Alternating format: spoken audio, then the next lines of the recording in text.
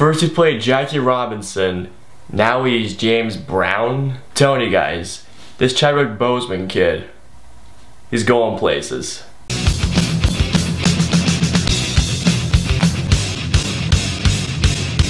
Get On Up.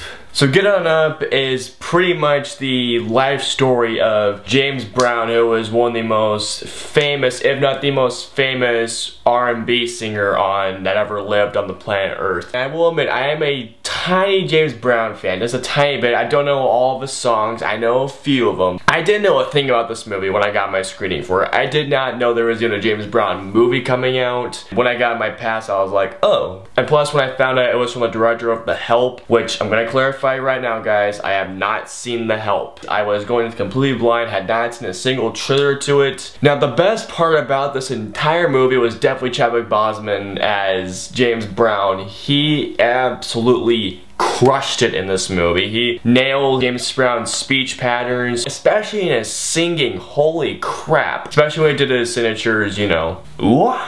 If that was really Chadwick Boseman's voice, I am blown away, because that guy can sing. And if it wasn't his real voice, that is a damn shame. Other performances besides Chadwick Boseman are fine. Viola Davis gives a good performance. So does Octavia Spencer. She's in this movie as well. Craig Robinson is in the movie. He gives a funny performance, but he also gives some heart to the movie along with everyone else who's in the movie. If you're a huge fan of James Brown and if you really want to see his life translating onto the big screen, you're gonna be completely satisfied with this movie, because this movie pretty much follows his life almost to perfection from what I've read up on his biography. The musical bits are great. The costume design, the set design, and everything looked gorgeous. Now, the one thing I have to say about the costume design, especially the makeup, when they played Chadwick Boseman's makeup on for him portraying James Brown, I almost laughed. I liked the performances, the musical bits were great. There's a few problems I had with this movie. One of being which the editing, it felt like was all over the place. My main problem with the structure of the editing was that some places were put way before others or way after others. Like, for example, there's a scene where James Brown meets a member of his family for the first time again, and then it just cuts out, and then finally, like 30 minutes, 45 minutes later, the scene comes right back in, and I was just like,